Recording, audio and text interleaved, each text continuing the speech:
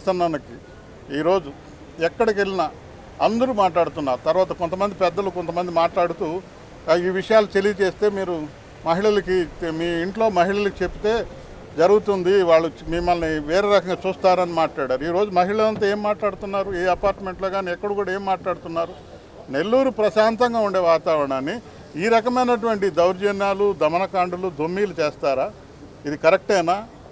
నేను తెలుగుదేశంలో ఉండే మనసున్న నాయకులకు కూడా ప్రశ్నిస్తున్నాను. ప్రజాస్వామ్యవాదులుగా ముందు మనం అడుగేయాలి. హుందాతనం రాజకీయం మంటగలిసిపోతూ ఉంది. మీరు కూడా ఇట్లాంటి విషయాల్లో పార్టీలను చూడకుండా ఇలాగా ఇంటి మీద ఏ నాయకుడు ఇంటి మీద జరిగినా, అది మా పార్టీ వాళ్ళు చేసినా ఎవరు చేసినా, పార్టీ ప్రజాస్వామ్య వ్యవస్థలో రాజకీయాల్లో వచ్చి హుందాతనంగా వ్యవహరిస్తున్నటువంటి వాళ్ళు ఇంటి మీద దాడి చేయడం అనేది అది కరెక్టే కాదు. దీన్ని ముక్తఖండంతో ఖండించాలని నేను తెలియజేసుకుంటూ మహిళా లోకానికి ఇంకో విజ్ఞప్తి కూడా చేస్తున్నాం. నల్లపరెడ్డి శ్రీనివాసరెడ్డి గారు మిస్టర్ సతీమణి గారు పెద్దలు గౌరవనీయులు, ఆమె ఎంతమందికి లక్షలాది మందికి భోజనాలు పెట్టుంటుంది.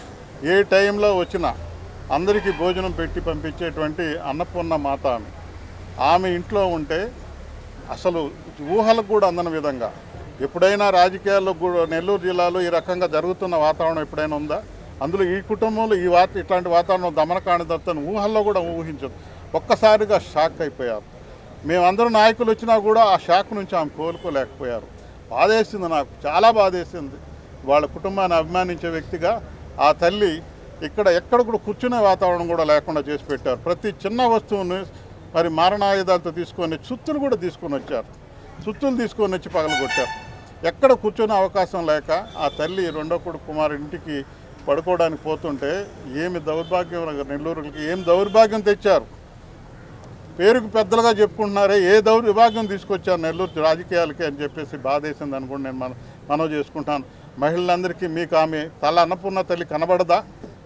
మహిళలందరూ శాంతి స్వరూపులైతే ప్రసన్నకి వెనుకుండాలి.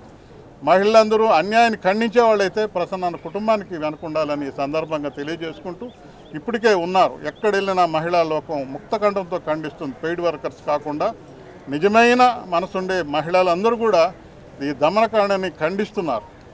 ఇదే వాతావరణం ఉంది తప్ప మీరు ఊహల్లో అనుకున్నట్టు ఏదో జరిగిపోతుంది, ఏదేదో వాతావరణంలో సోషల్ మీడియాలో వదిలేస్తామంటే జరగదు. భగవంతుడు అనేవాడు ఉన్నాడు. అనిల్ కుమార్ గారు చెప్పినట్టుగా భగవంతుడు అనేవాడు ఖచ్చితంగా శిక్షేస్తాడు. ఇది ఈ నేను నెల్లూరుడిగా జీర్ణించుకోలేకపోతా ఉన్నాం. ప్రజాస్వామ్యవాదులుగా అసలు జీర్ణించుకోలేకపోతున్నాం. ఈ దమనకాండ కరెక్ట్ కాదు. ఇది దమనకాండ, కిష్కిందకాండ లాగా నేను చూస్తే ఎక్కడ వస్తువులు ఎక్కడ ఏది వదిలిపెట్టకుండా పైన ఫ్యాన్లు కూడా గాలినిచ్చే ఫ్యాన్లు ఇచ్చేశారు. అన్నీ చూస్తేనే కడుపు మండిపోయింది అందరికి కూడా. కాబట్టి మీ అందరికీ నేను నెల్లూరులో శాంతి స్వభావాలకి, ప్రజాస్వామ్యవాదులకి, వివిధ పార్టీలో మరి మీ పార్టీ సిద్ధాంతాన్ని అనుసరించే పెద్దలందరికీ మనవి చేస్తున్నాను. దీన్ని ముక్తఖండంతో ఖండించి ప్రసన్న కుటుంబానికి అండగా నిలవాల్సిందిగా నేను మనవి చేసుకుంటున్నాను.